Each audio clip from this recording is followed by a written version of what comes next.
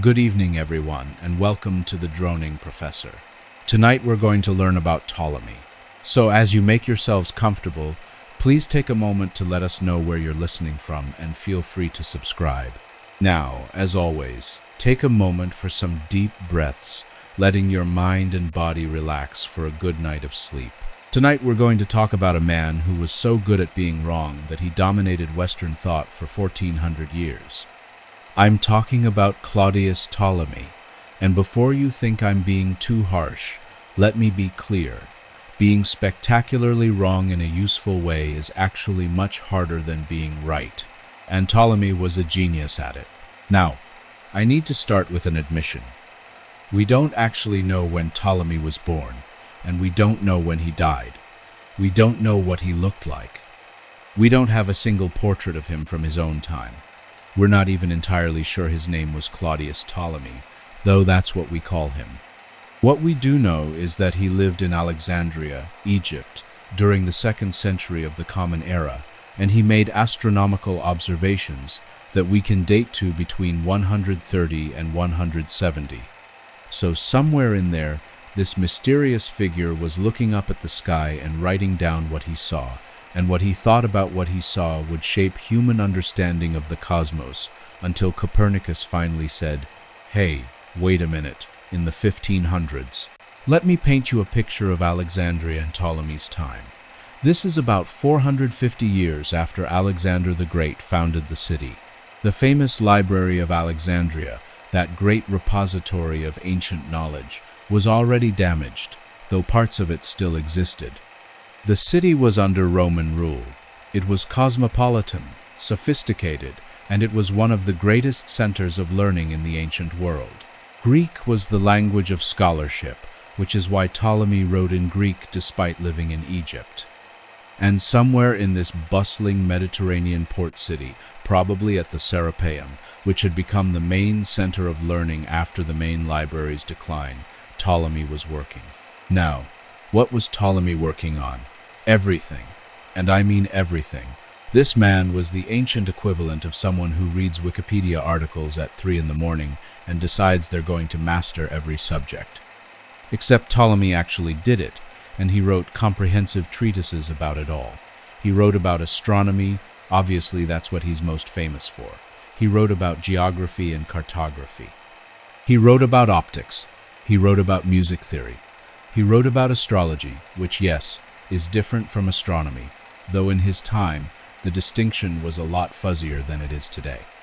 He even wrote a philosophical work called Harmonics that tried to relate musical intervals to astronomical phenomena, because apparently just doing one thing was boring. But let's focus on the astronomy because that's where Ptolemy really made his mark, for better or worse. His great astronomical work was called the Almagest. Now, that's not what Ptolemy called it. He called it Mathematike Syntaxis, which means mathematical treatise, which is possibly the most boring title anyone has ever given to a book that would dominate human thought for over a millennium. The Arabs, who preserved and studied his work during the medieval period, called it Almagesti, which meant the greatest, and that got Latinized into Almagest, which is honestly a much cooler name. So thank you, medieval Arabic scholars, for the rebranding. The Almagest is 13 books long.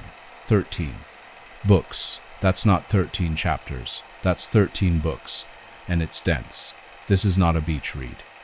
This is hundreds of pages of mathematical astronomy, tables, observations, and geometric proofs. It's comprehensive, systematic, and incredibly detailed. And here's the thing. Much of the mathematics in it is correct. The observations are careful. The logic, given his starting assumptions, is sound. It's just that one of his starting assumptions happened to be fundamentally wrong. Ptolemy's starting assumption was that the Earth is stationary and sits at the center of the universe.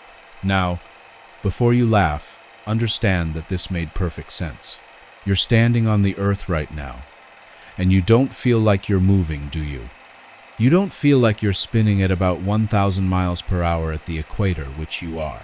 You certainly don't feel like you're hurtling through space at about 67,000 miles per hour as the Earth orbits the Sun, which you also are.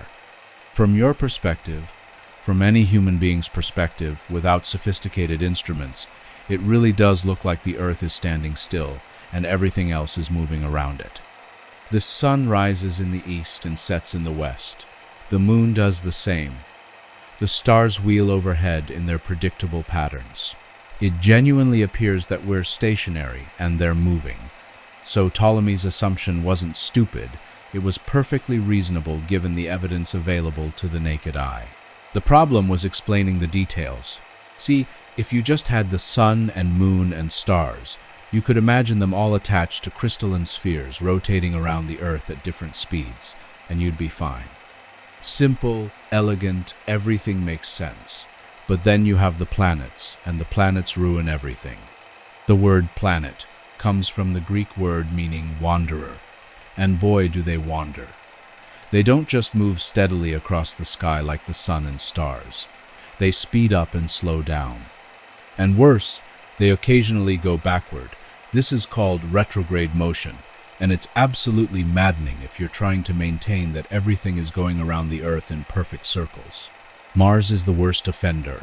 You can watch Mars moving eastward against the background stars, night after night, proceeding along its path, and then it slows down, stops, goes backward for a while, stops again, and then resumes its forward motion. It literally draws a little loop in the sky. Now, we know why this happens. It's because both Earth and Mars are orbiting the Sun, and when Earth overtakes Mars in its orbit, Mars appears to move backward against the distant stars, the same way a car you're passing on the highway appears to move backward relative to distant trees. But if you think the Earth is stationary and Mars is going around the Earth, you've got a real problem. Why would Mars suddenly decide to reverse course? Ptolemy didn't invent the solution to this problem. He inherited it from earlier Greek astronomers, particularly Apollonius of Perga and Hipparchus of Nicaea. But he refined it, systematized it, and made it work better than anyone before him. The solution was epicycles. Now, stay with me here, because this is going to get geometrically interesting. An epicycle is a circle whose center moves along the circumference of another circle. So instead of Mars moving directly around the Earth in one big circle, in Ptolemy's system Mars moves in a small circle called the epicycle, and the center of that small circle moves around the Earth in a big circle called the deferent. Imagine a Ferris wheel. Now imagine that Ferris wheel is attached to a giant train that's driving in circles around a central point. You're sitting in one of the Ferris wheel cars. From the perspective of someone standing at the center of the train's circular track, you would sometimes appear to be moving forward, and sometimes, when your Ferris wheel car is on the inner part of its rotation while the train is moving, you'd appear to move backward. That's essentially what Ptolemy proposed for the planets. And you know what? It works. It actually accounts for retrograde motion. But it gets more complicated because the simple epicycle and deferent system isn't quite enough to match the observations perfectly. The planets don't move at constant speeds, and their retrograde loops aren't all the same size. So Ptolemy added more features. He introduced the equant, which is possibly my favorite astronomical concept because it's simultaneously brilliant and completely ad hoc. The equant is a point offset from the Earth, and the center of the planet's epicycle moves around the deferent at a rate that appears constant when viewed from the equant, not from the Earth. Let me say that again. The planet moves at a constant rate around a circle, but only if you measure that constant rate from a point that isn't the center of the circle. This is geometrically weird. It violates the principle that celestial motions should be in perfect circles at constant speeds, which was a big deal in Greek philosophy.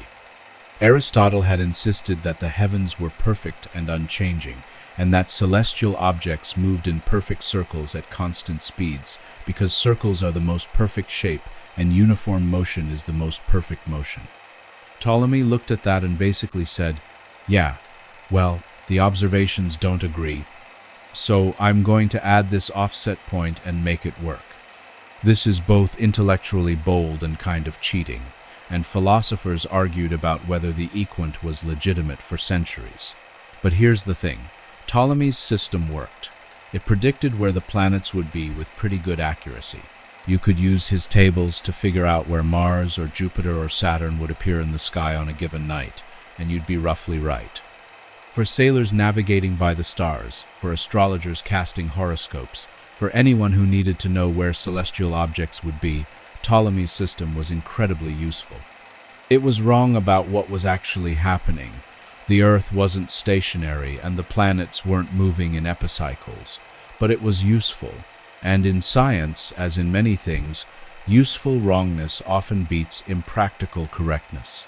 Now, let's talk about Hipparchus for a moment, because Ptolemy owes him a huge debt, and there's some controversy about how much Ptolemy acknowledged that debt.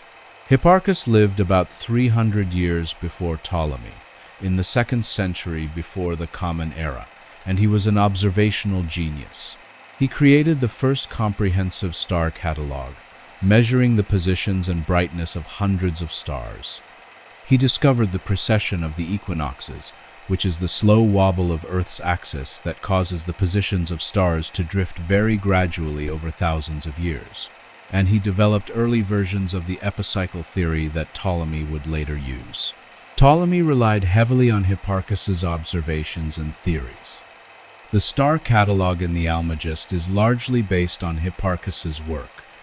Some historians have accused Ptolemy of plagiarism, arguing that he took credit for Hipparchus's observations without sufficient acknowledgement.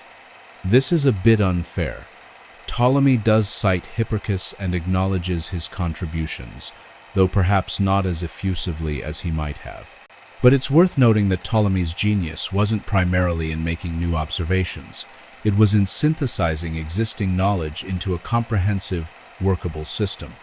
He was more of a theoretical systematizer than an observational pioneer, which is not a criticism. Science needs both types of people.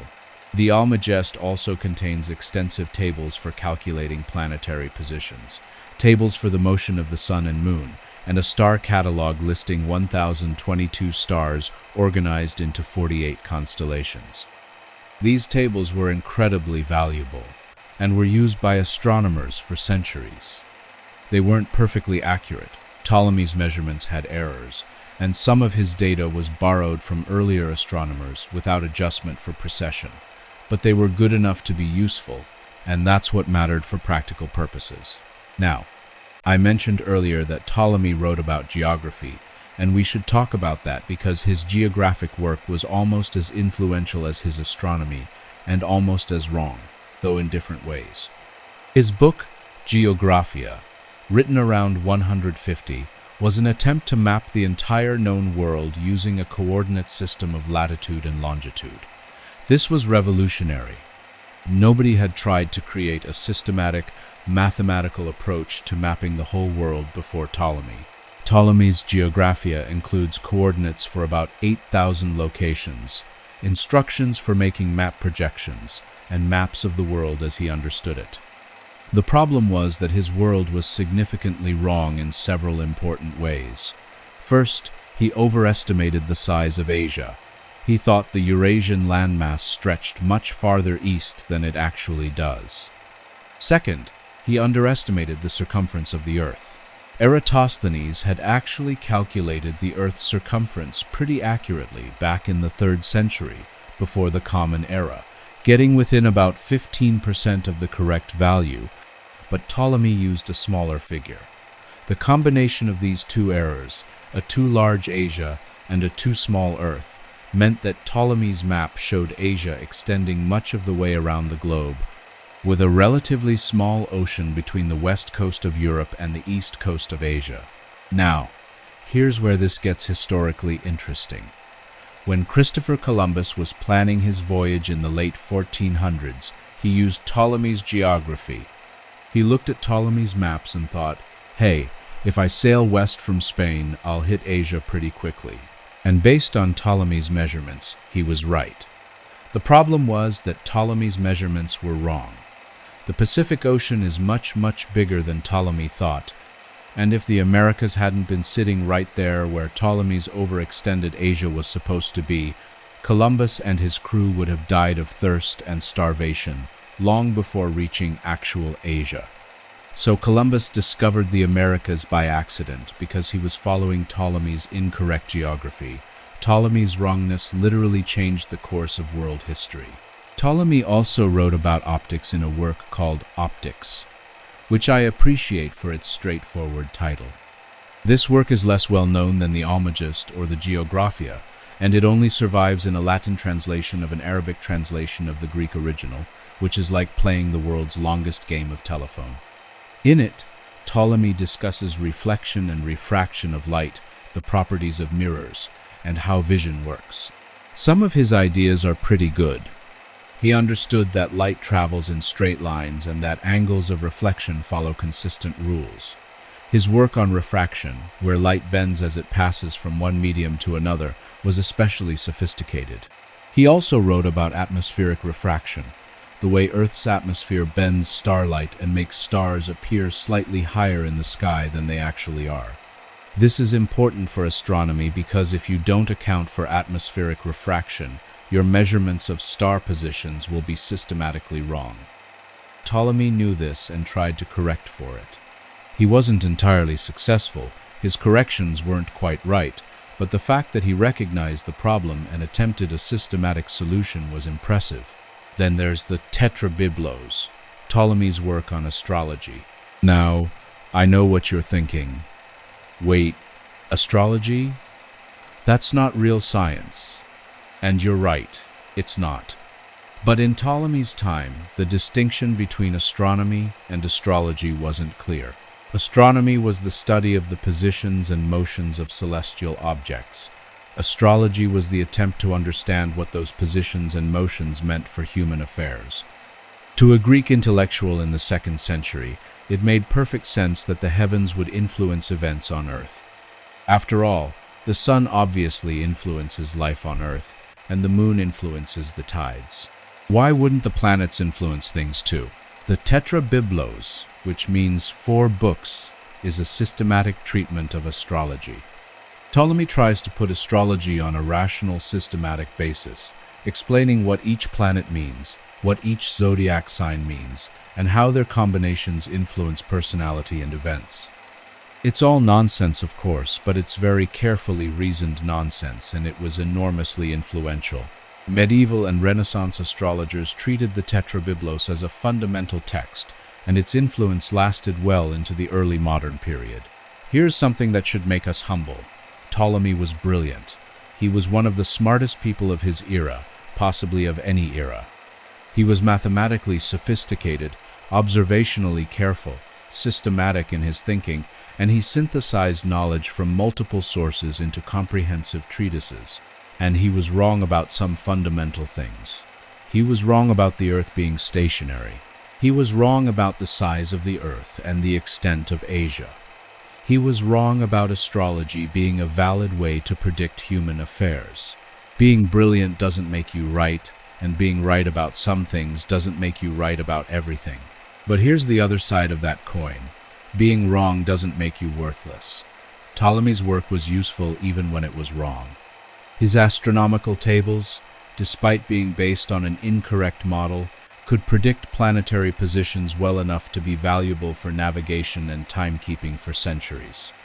His geographic work, despite its errors, provided a systematic framework for map-making that was revolutionary. His work on optics contained genuine insights, even if some of the details were off. Ptolemy's wrongness was productive wrongness. It gave people frameworks to work with, problems to solve, and systems to improve upon. The Almagest became the standard astronomical textbook for over 1,000 years. It was translated into Arabic in the 9th century, and Islamic astronomers studied it intensively, wrote commentaries on it, and made their own observations to refine Ptolemy's tables. Scholars like al-Battani and al-Zarqali in the medieval Islamic world were working within the Ptolemaic framework, improving it and correcting some of its errors. When the Almagest was translated into Latin in the 12th century, it became the basis for European astronomy. Universities taught Ptolemy. The Church incorporated Ptolemy's cosmology into its theology, with God residing beyond the outermost sphere of the stars and angels, inhabiting the various celestial spheres. This created an interesting problem when people started questioning Ptolemy. Nicolaus Copernicus, in the early 1500s, proposed that actually the sun, not the earth, was at the center of everything. Copernicus was motivated partly by a dislike of the equant. He thought Ptolemy's offset point was inelegant and violated the principle of uniform circular motion. Copernicus believed that if he put the sun at the center instead of the earth, he could explain planetary motions with pure circles and uniform motion, no equant required. He was wrong about that, it turns out. Copernicus still needed epicycles, and his system wasn't actually much more accurate than Ptolemy's. But he was right about the big picture. The sun is at the center of the solar system, and the earth goes around it. But Copernicus's heliocentric system, sun-centered system, was controversial. It contradicted Aristotelian physics, which had the earth at the center of the universe as the place where heavy objects naturally moved. It contradicted certain passages of scripture that seemed to describe the sun moving around the earth. And it contradicted Ptolemy, who was such an authority that disagreeing with him was almost heretical. The Catholic Church eventually banned Copernicus's book in 1616, though it later allowed it with revisions that presented heliocentrism as a mathematical hypothesis rather than physical reality. Johannes Kepler, in the early 1600s, was the one who really broke the Ptolemaic system. Kepler had access to extraordinarily precise observations made by Tycho Brahe, and he used those observations to figure out that planetary orbits aren't circles at all. They're ellipses, not circles. This was shocking. For 2,000 years, everyone had assumed celestial motions were circular because circles were perfect. But planets move in ellipses, with the sun at one focus of the ellipse, and they move faster when they're closer to the sun, and slower when they're farther away. Once Kepler figured this out, suddenly the epicycles weren't needed anymore. Elliptical orbits with varying speeds could explain all the planetary motions that had required Ptolemy's elaborate system of epicycles, deferents, and equants. Galileo Galilei, Kepler's contemporary, added observational evidence. When Galileo pointed his telescope at Jupiter in 1610, he saw 4 moons orbiting Jupiter. This proved that not everything orbits the Earth. There were objects in the heavens that clearly orbited something else. He saw the phases of Venus, which showed that Venus must orbit the Sun, not the Earth. He saw mountains on the moon, which showed that the heavens weren't perfect and unchanging as Aristotle and Ptolemy had assumed. The Ptolemaic system was under assault from multiple directions. But here's the thing. Ptolemaic astronomy didn't die overnight. Even after Copernicus, Kepler, and Galileo, many astronomers continued using Ptolemaic models and tables because they were familiar and good enough for many purposes. There was a transitional period where some astronomers used the Tychonic system, proposed by Tycho Brahe, which had the Sun and Moon orbiting the Earth, but all the other planets orbiting the Sunday. This was a kind of compromise that preserved a stationary Earth while accounting for some of the problems with the pure Ptolemaic system. It took decades for heliocentrism to become universally accepted among astronomers, and even longer for it to become common knowledge among educated people generally. Ptolemy's geographic work had a similar trajectory. His maps were rediscovered in the West in the early 1500s, around the same time Columbus was sailing. People created new editions of Ptolemy's Geographia with updated maps, gradually correcting his errors as new geographic knowledge became available. The coordinate system and map projection techniques Ptolemy developed remained useful even as the specific details of his maps were superseded. By the 1600s, European cartographers had moved beyond Ptolemy, but they had built on his foundation. So what should we make of Ptolemy? I think we should admire him for what he achieved within the limitations of his time. He didn't have telescopes. He didn't have accurate clocks. He didn't have photography or computers or any of the tools modern astronomers take for granted. He had his eyes, some basic instruments for measuring angles, and his mind. With those tools, He created a comprehensive mathematical model of the cosmos that could predict planetary positions and that remained the best available model for over a millennium. That's extraordinary. We should also take Ptolemy as a lesson in humility. Science is provisional. What we think we know today might be overturned tomorrow by new observations or better theories. That doesn't mean we should throw up our hands and say nothing is knowable. Ptolemy's work was useful even when it was wrong. It represented the best understanding available at the time, and it provided a framework that later scientists could critique, refine, and eventually replace. That's how science progresses, not by individuals achieving perfect truth, but by communities of scholars gradually improving understanding over generations. And we should appreciate the irony that Ptolemy was both fantastically influential and fundamentally wrong about his most famous ideas. He convinced the Western world that the Earth was the center of the universe, and he was wrong. He convinced Columbus that Asia was close enough to reach by sailing west, and he was wrong. Yet, his influence shaped the course of both scientific and world history.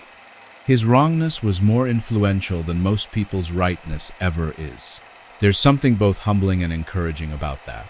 It's humbling because it reminds us that even our most cherished ideas might be wrong, and future generations might look back at us the way we look back at Ptolemy's epicycles and laugh. But it's encouraging because it means you don't have to be perfectly right to make a difference. You can be wrong in useful ways. You can develop flawed systems that nonetheless advance understanding. You can be a stepping stone rather than a destination, and that's okay. That's actually how most progress happens. Ptolemy lived in a world very different from ours. He lived under Roman rule in a city that blended Greek, Egyptian, and Roman cultures. He wrote by hand on papyrus or parchment. He calculated using techniques that would seem painfully slow to us. He looked at the stars with the naked eye and tried to make sense of what he saw using the intellectual tools available to him. And somehow, across nearly 2,000 years, his work still speaks to us.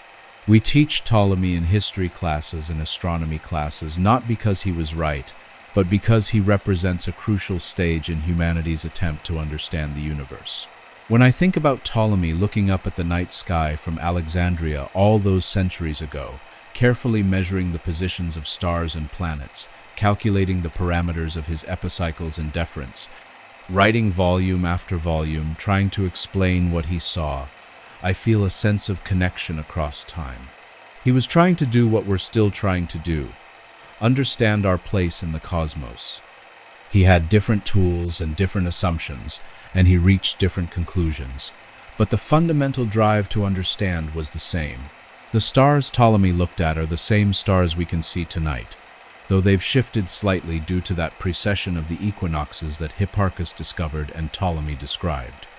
The planets Ptolemy tracked are still up there, still displaying the retrograde motion that puzzled ancient astronomers, but now we understand why they move the way they do. We've figured out that the Earth isn't the center, that planets orbit in ellipses, that gravity is the force that keeps everything in motion. We've sent spacecraft to those planets, landed robots on Mars, and put a car into orbit around the Sunday. We've done things Ptolemy couldn't have imagined in his wildest dreams. But we've done those things by building on the work of people like Ptolemy. He was wrong, yes, but he was wrong in a sophisticated way that required even more sophisticated thinking to disprove. He created a system comprehensive and accurate enough that it took brilliant people over 1,000 years to develop something better. That's not a failure. That's a testament to how good his wrongness was. So here's to Claudius Ptolemy, whoever he was, that mysterious figure from 2nd century Alexandria.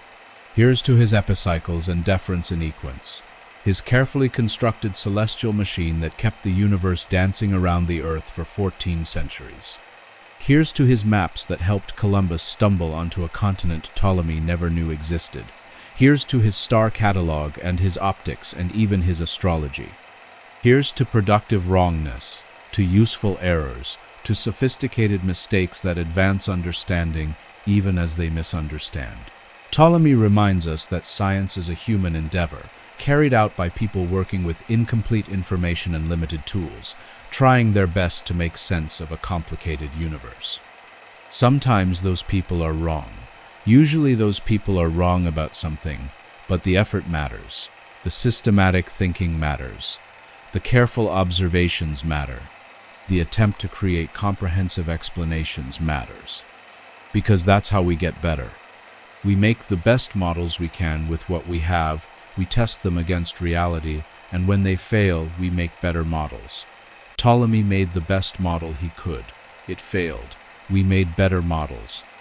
And someday, our models will fail too, and future scholars will talk about us the way we talk about Ptolemy, with a mixture of admiration for what we achieved and amusement at how we got it wrong.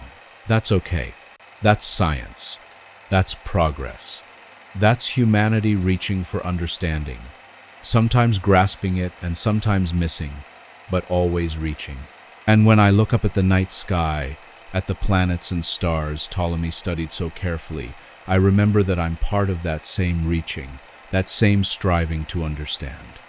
We're asking better questions and getting better answers than Ptolemy could, but we're part of the same conversation that he started, or at least contributed to, almost 2,000 years ago. And that conversation is far from over. We're still looking up, still wondering, still trying to figure out where we are and what it all means. Ptolemy would probably be amazed at what we know now. He'd be amazed at telescopes and space probes and Einstein's relativity and quantum mechanics and all the rest of it. But I like to think he'd be pleased too. I like to think he'd see his work as part of a long tradition of inquiry, of asking questions and seeking answers, even if those answers turn out to be provisional. I like to think he'd recognize that being wrong in an interesting way is better than not asking the question at all. Good night, everyone. Look up at the stars tonight if the sky is clear. Some of them are the same stars Ptolemy catalogued. And think about how much we've learned, and how much we still don't know, and how that's exactly as it should be. And in case you've enjoyed our evening talk so much and still might be awake, here is another educational video for you.